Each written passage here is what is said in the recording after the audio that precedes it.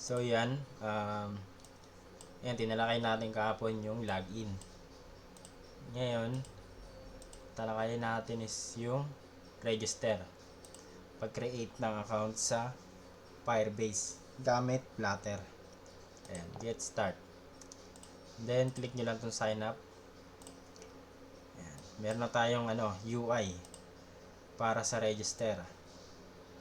Then ito, support naman ng message. Ito yung sa notification na ayan, kung invalid credentials, then kung success ba yung credentials nya, magpa-pop up to. Okay, ito widget lang to. Then kinol natin dito yung data sa loob na ito. Okay, tapos meron tayong gawa ditong text editing controller. Ayan, so gumawa rin tayo para dito ng boolean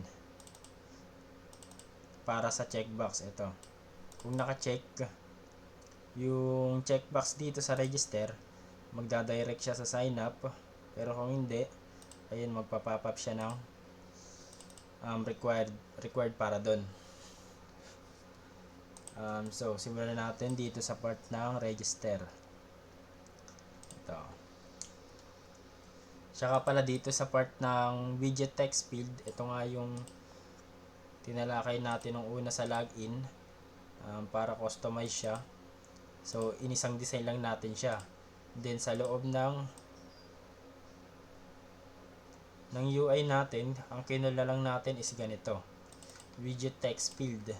Ayan, bali yung style, ang ano dito, ito ID data, yung nasa loob niya parang data style. Context, yung sa context naman, kagaya ng pag-call natin ng mga widget, icon, ano pa ba, ayun, icon, kagaya nito, para ma-call natin itong font awesome icon, mga ganon. Input decoration, mga ganon. Gagamit tayo ng build context. Then ayun, dito na tayo sa register.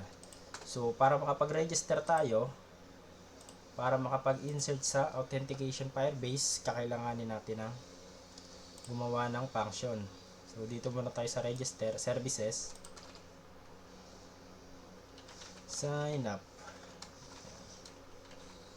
then underscore out, string email. Testing muna natin kung gumagana.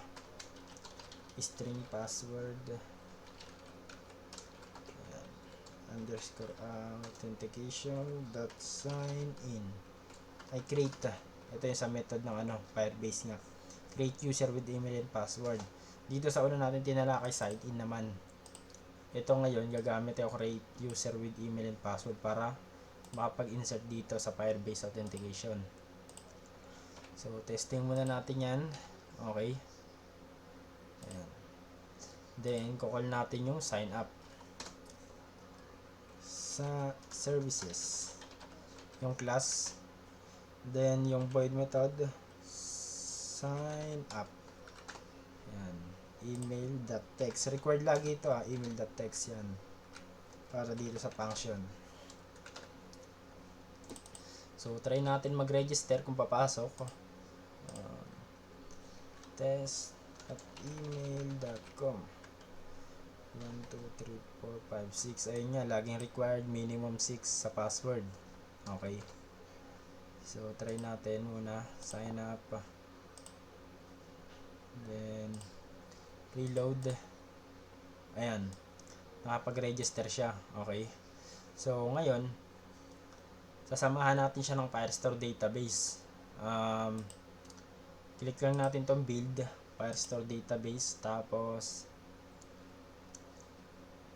meron dito lalabas get started.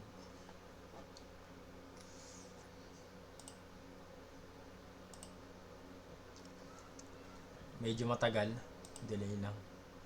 Ayan, ganito yung lalabas.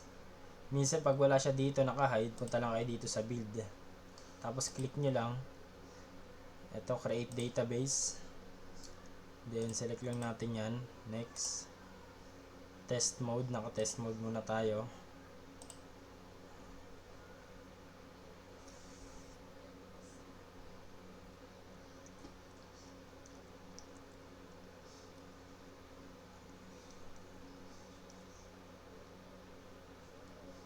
Ayan, wait lang natin, sinisetup niya pa yung ano eh, magiging database niya.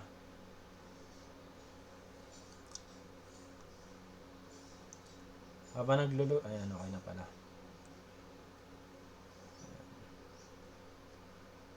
Loading. Try natin i-reload.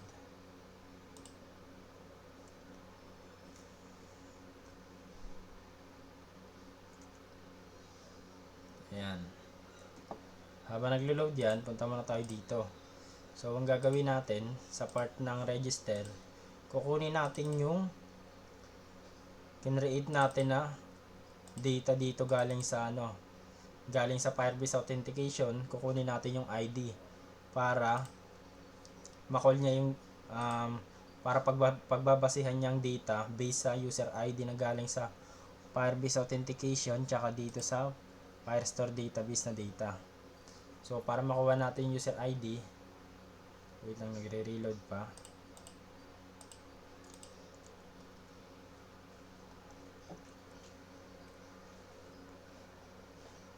Ayan. So dito papasok yung data. Kasi sa ating UI, meron tayong first name, last name. Okay? Hindi natin siya pwedeng i-insert diretso dito sa Firebase authentication. Kasi ang ini-insert niya lang dito, email, user ID, tsaka password. Yung password hindi naka-show dito, naka-hide. Okay? Kaya kukunin lang natin yung user ID papunta rito. Para once na nag-login si user, magbe-base lang tayo sa user ID. Like, halimbawa, success yung login niya. Pag call ng UID, hahanapin niya kung equal sa data dito. Then, makukall niya yung data. So, try natin mag-register. Ayan. Para makuha natin yung UID, gagamit tayo dito ng string muna tayo dito. String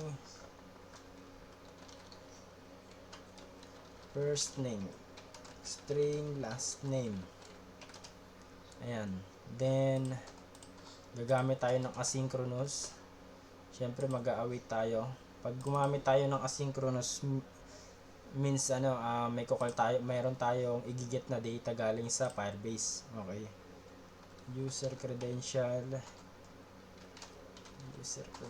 equals await. Ayan, mag-a-await tayo. So, pag nag-asynchronous await, then gigat natin yung data na UID para makuha natin. Then, gamit tayo dito string UID equals user credential .user.uid. Yan. So, nakuha na natin yung part ng UID. Sample, ipiprint natin. Print. Ayan. And then, first name. Set na kagad tayo dito, no? Call natin yung controller na first name. First name.text. Tsaka last name.text. Okay. So, call na natin yung first name tsaka last name na controller. Itong input na nasa UI. Ngayon, try natin yung UID kung makukall natin para nag-register tayo. Halimbawa to, meron tayong dalawa dito. Try natin new user. Ayan. Sign up. So, pag chinek natin dito sa print, pinrint niya yung UID. Itong UID ng user. So, yung dulo FE13. Reload natin to. Ayan, ito na siya. Yung UID Y7N5. Ayan, Y7N5DDA. So, nakuha na natin yung UID. Ngayon, mag-insert tayo ng data dito. Para makapag-insert tayo, gagamit tayo ng method na Firebase Firestore dot instance dot collection. So yung collection, kung anong halimbawa kung ano yung table name. So sabihin natin users.doc. So nagset tayo ng doc data, ibig sabihin mag-generate siya ng sariling doc. Or pwede naman UID yung i-call natin para unique yan. UID na ng nasa Firebase authentication. Okay. .set. So pag naggawa tayo ng set dito, ayan, ibig sabihin i-insert natin yung first name, yan, kagaya ng first name,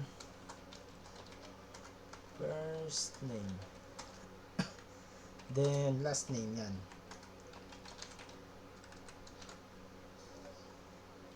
last name,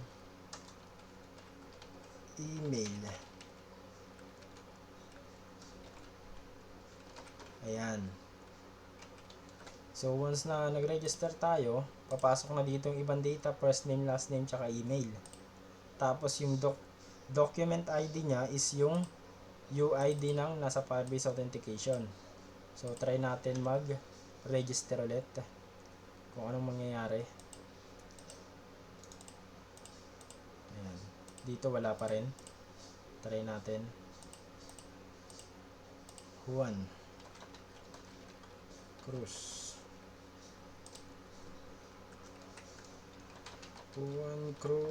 at email.com. Okay. Sign up. So check natin. Reload. Ayun, pumasok. Okay. Tapos dito sa authentication, may pumasok na Juan. Ayan. Then yung user ID niya na HXC32. Ito na. HXC32. So ito yung ano tayo dito magbe-base galing dito sa Firebase authentication. Once nag-login, dito siya magbe-base para ma-call niya yung user data ng user. Ayan, yung info data ng user. Ayan, email, first name, last name. Okay, ito yung email. Ayan. Okay. Tapos sa part naman ng checkbox, tsaka yung confirm password, pwede natin siyang i-add dito sa taas. Ito nakapag-call lang tayo ng boolean na checkbox. Ayan.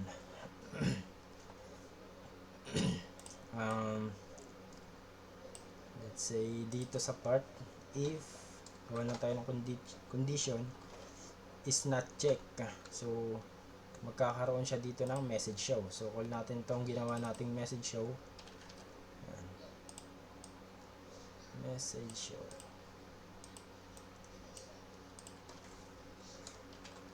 Ayan. Lagay natin dito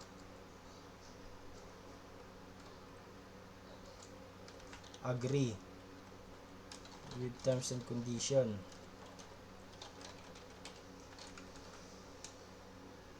Ayan. Please please agree with terms and condition. Okay.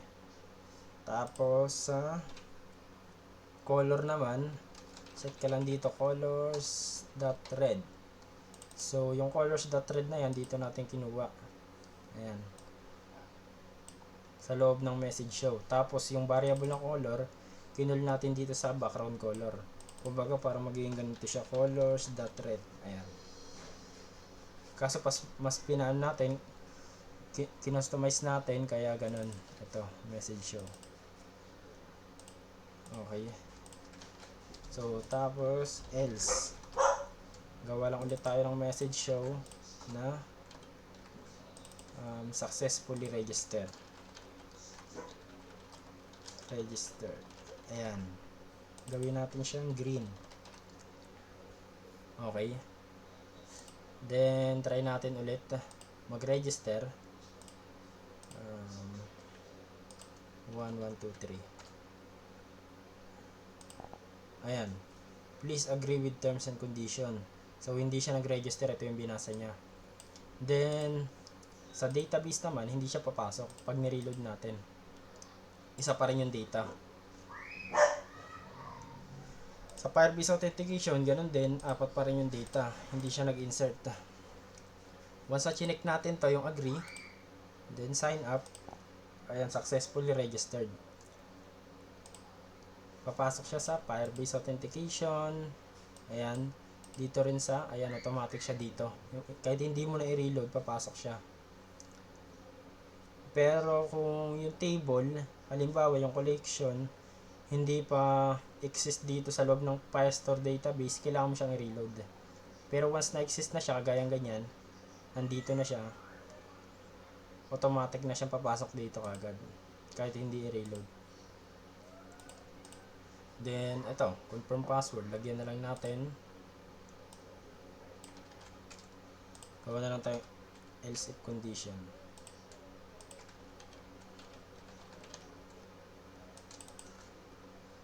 Password.text not equal confirm password. Ayan. Password not match. Ayan. Once na hindi match, sign up, password not match. Ayan. Lagyan natin itong 1, 2, 3, 4, 5, 6. Enter, sign up, successfully registered. Okay. Ayun. Siya nga pala, ayun, napansin nyo hindi nag-insert. Dalawa pa rin, tsaka dito. Kasi already exist na yung yung email, kailangan babaguhin mo siya. Ayan. Test 1, 2, 3. Try natin i-register. Okay, ayan. Test 1, 2, 3. Then sa Firebase Authentication, ayan. Test 1, 2, 3. So, yun lang.